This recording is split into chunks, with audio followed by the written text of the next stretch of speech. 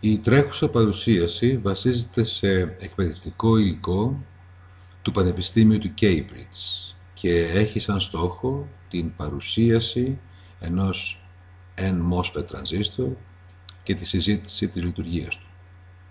Με ροζ χρώμα έχει σημειωθεί το υπόστρωμα, το οποίο είναι τύπου P. Να θυμόμαστε ότι στο N-MOSFET το υπόστρωμα είναι P. Στο P-MOSFET το υπόστρωμα είναι N. Με μπλε χρώμα έχουν σημειωθεί οι επαφές source στα αριστερά και drain στα δεξιά. Η εμφύτευση σε αυτές τις δύο περιοχές έχει γίνει με άτομα δοτών, δηλαδή αυτές οι δύο περιοχές είναι N-type και η εμφύτευση είναι πολύ μεγάλη, της τάξης του 10 στην 20. Κατά συνέπεια το source και το drain συμπεριφέρονται πλέον σαν μέταλλα. Η περιοχή ανάμεσα στο source και το drain δημιουργεί το κανάλι. Παρατηρήστε τις λευκές περιοχές που υπάρχουν στο όριο του source και στο όριο του drain. Οι περιοχές αυτές είναι οι περιοχές απογύμνωσης του drain με το υπόστρωμα και του source με το υπόστρωμα. Πράγματι, εδώ το source και το υπόστρωμα δημιουργούν μια επαφή PN. Ομοίως το drain με το υπόστρωμα δημιουργούν μια επαφή PN. Και όπως ξέρουμε, γύρω από μια επαφή PN δημιουργείται μια περιοχή απογύμνωσης από ευκίνητους φορείς. Αυτή η περιοχή έχει σημειωθεί με το λευκό χρώμα.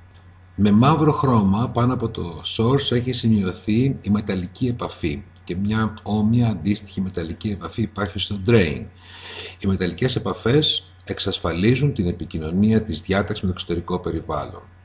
Με γκρι χρώμα έχει σημειωθεί το λεπτό στρώμα του οξυδίου που υπάρχει πάνω από το κανάλι και με μαύρο χρώμα πάνω από το οξύδιο το ηλεκτρόδιο της πύλης. Το ηλεκτρόδιο της πύλης ελέγχει την αγωγιμότητα του καναλιού.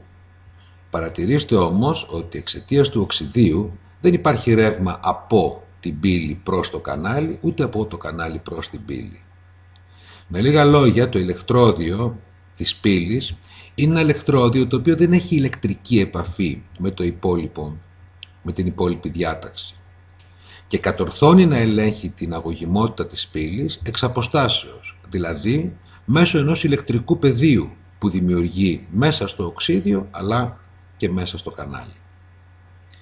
Παρατηρήστε ακόμα ότι στις εξωτερικές συνδέσεις το source αποτελεί το σημείο αναφοράς των δυναμικών. Δείτε ότι ο αρνητικός πόλος, στην περίπτωση της τάσης από την πύλη μέχρι το source, ο αρνητικός πόλος συνδέεται στο source και ομοίως στην τάση VDS, ο αρνητικός πόλος έχει συνδεθεί επάνω στο source. Και στη συνέχεια το source έχει γειωθεί. Στην προκειμένη περίπτωση αυτό εξασφαλίζεται με τη σύνδεσή του επάνω στο υπόστρωμα. Έτσι λοιπόν θα πρέπει να θυμόμαστε ότι το ηλεκτρόδιο της πηγής, το source στα αριστερά του διαγράμματος, αποτελεί το ηλεκτρόδιο αναφοράς για όλα τα δυναμικά που πρόκειται να εφαρμοστούν. Ξεκινάμε λοιπόν να δούμε μερικά χαρακτηριστικά της λειτουργίας αυτής της διάταξης. Το VGS το έχουμε στα 0V και αρχίζουμε να δίνουμε κάποιες τάσεις, να αυξάνουμε την τάση στο VDS. Παρατηρήστε ότι αυτό το ηλεκτρόδιο, το drain, έχει γίνει πιο θετικό σε σχέση με ό,τι ήταν απέναντι στο P. Κατά συνέπεια εδώ έχουμε μια δίωδο NP, όπου το ηλεκτρόδιο N είναι συνδεμένο στο θετικό πόλο. Άρα έχουμε ανάστροφη πόλωση. Και λόγω της ανάστροφης πόλωσης μεγαλώνει η περιοχή απογύμνωσης. Μεγαλώνουμε κι άλλο την τάση, η περιοχή απογύμνωσης αυξάνεται περαιτέρω. Παρατηρήστε όμως ότι όσο και να αυξάνουν την τάση VDS, δεν υπάρχει καθόλου ρεύμα που να ρέει μέσα στο κανάλι. Αυξάνουμε κι άλλο την τάση VDS. Βλέπετε η περιοχή απογύμνωση εδώ έχει γίνει μεγάλη, γιατί αυτή η πόλωση είναι ανάστροφη, ενώ αντίθετα η περιοχή απογύμνωσης ανάμεσα στο source και το υπόστρωμα δεν έχει αλλάξει καθόλου και σε κάθε περίπτωση δεν κυκλοφορεί ρεύμα μέσα από το κανάλι. Πηγαίνουμε τώρα και αυξάνουμε λίγο την τάση VGS, δηλαδή την τάση στην πύλη, και την κάνουμε την τάση στην πύλη 2V. Εδώ έχει σημειωθεί ότι το ηλεκτρόδιο της πύλης, το οποίο είναι θετικό, έλκει προς την πλευρά του τα ηλεκτρόνια που υπάρχουν στο υπόστρωμα. Το υπόστρωμα, όπως είπαμε, είναι τύπου P Κατά συνέπεια, οι φορείς πλειοψηφίας είναι οι ΟΠΕς.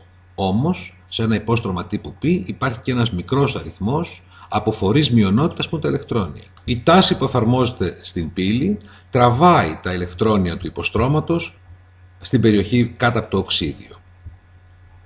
Και έτσι δημιουργείται το κανάλι N τύπου. Εάν τώρα αυξήσουμε την τάση VDS, παρατηρήστε ότι και πάλι αυξάνεται η περιοχή απογύμνωσης γύρω από το drain, αλλά ρεύμα πάλι δεν υπάρχει. Κοιτάξτε, όσο αυξάνεται η τιμή του VDS, παρότι έχουμε εφαρμόσει κάποια τάση στο gate, ρεύμα δεν παρατηρείται.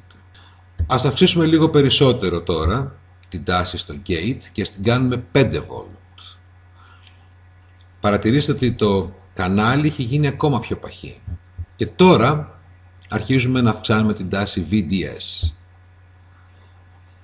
Όπως φαίνεται στο σχήμα, τα ηλεκτρόνια κυκλοφορούν από το source προς το drain και κλείνουν το κύκλωμα μέσα από την πηγή.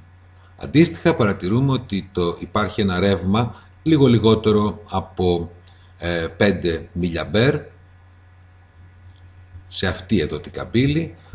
Αυξάνουμε κι άλλο την τάση VDS και το ρεύμα έχει μπει πλέον στην περιοχή του κορεσμού. Δεν υπάρχει σημαντική αύξηση του ρεύματος. Γυρνάμε λοιπόν ξανά το VDS στο 0 και αυξάνουμε ακόμα περισσότερο την τάση VGS. Την πάμε στα 10 volt. Η τάση VGS είναι στα 10 volt και το VDS στο 1 volt. Η τάση ανάμεσα στο source και το drain, το ρεύμα είναι 7 mA. Όταν η τάση αυτή πάει στα 5 volt, το ρεύμα γίνεται 15 mA. Παρατηρήστε τη διαφορά στο ρεύμα όταν η τάση στην πύλη ήταν στα 5 volt, με την τάση στην πύλη τώρα που είναι στα 10 volt.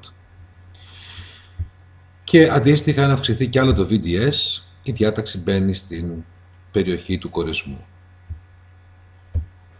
Ας δούμε τώρα το τι θα συμβεί αν εφαρμόσουμε ανάμεσα στο VDS μια σχετικά μικρή τάση, 1 volt, δεν είναι και τόσο μικρή, και αρχίσουμε να αυξάνουμε την τάση VGS. Η VGS είναι στα 0 volt, την πάμε στα 2 volt, δεν παρατηρείται ρεύμα, την πάμε στα 5 volt την τάση VGS και παρατηρούμε ότι αρχίζει να κυκλοφορεί ρεύμα. Οπότε μπορούμε να πούμε ότι τώρα έχουμε ξεπεράσει αυτό που ονομάζουμε τάση κατοφλίου στο gate.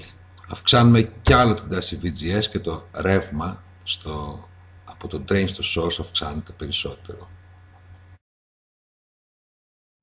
Το ρεύμα που κυκλοφορεί ανάμεσα στο drain και το source ελέγχεται από το δυναμικό που εφαρμόζουμε στην πύλη.